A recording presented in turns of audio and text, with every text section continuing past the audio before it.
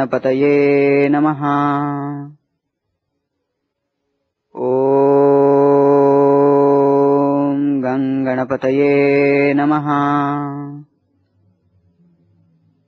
ॐ गणपतये नमः। ॐ भद्रं कर्णेभिः शृणुयाम देवाः। भद्रं पश्येमाक्षभिर्यजत्रः स्थिरैरङ्गैस्तुष्टुवांसस्तनुभिः। व्यशेम देवहितं यदायुः। ॐ स्वस्ति न इन्द्रो वृद्धश्रवः स्वस्ति नः पूषा विश्ववेदः। स्वस्ति नस्ताक्षौर्अरिष्टनेमिः। स्वस्ति नो बृहस्पतिर्दधातु। ॐ शान्ति शान्ति शान्तिः।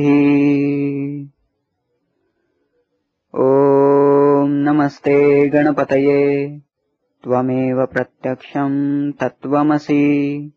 त्वमेव केवलं कर्तासि। त्वमेव केवलं धर्तासि। त्वमेव केवलं हर्तासि। त्वमेव सर्वं खल्विदं ब्रह्मासि। त्वं साक्षादात्मासि नित्यम्। ऋतं वच्मि सत्यं वच्मि। अवत्वं माम् अववक्तारम्। अवश्रोतारम् अवदातारम् अवधातारम्।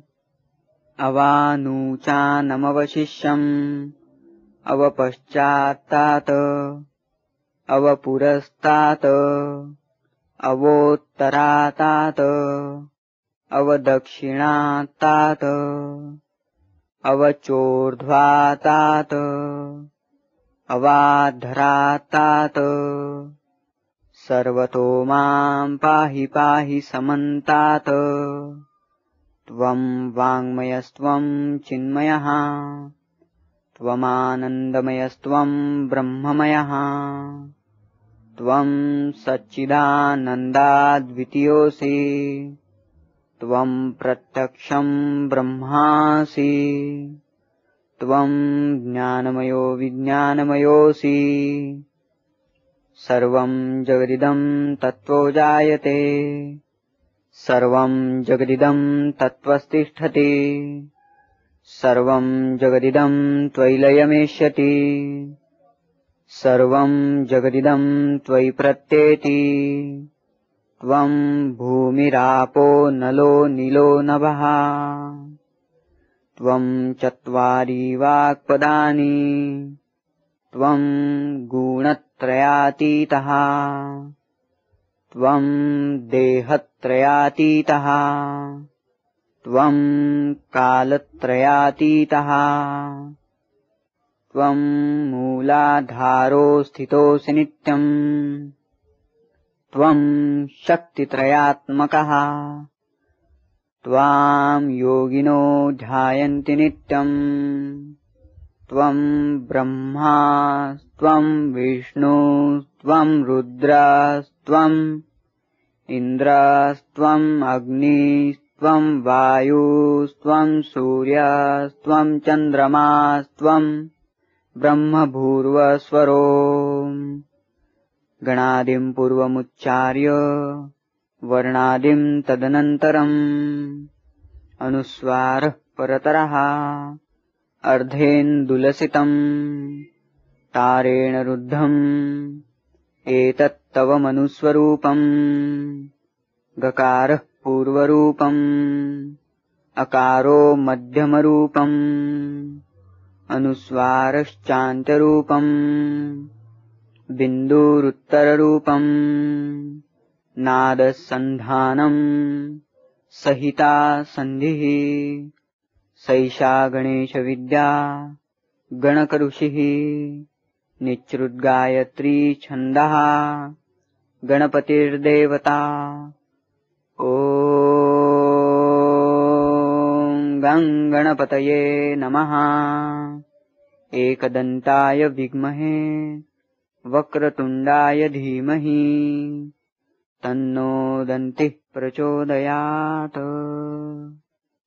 एकदन्तं चतुर्हस्तं पाशमङ्कुशधारिणं रदं च वरदं हस्तैर्बिभ्राणं मूषकध्वजम् रक्तं लम्बोदरं शूर्पकर्णकं रक्तवाससं रक्तगन्धानुलिप्ताङ्गं रक्तपुष्पैः सुपूजितं भक्तानुकम्पिनं देवं जगत्कारणमच्युतम् आविर्भूतं च सृष्ट्यादौ प्रकृतेः पुरुषात् परम्।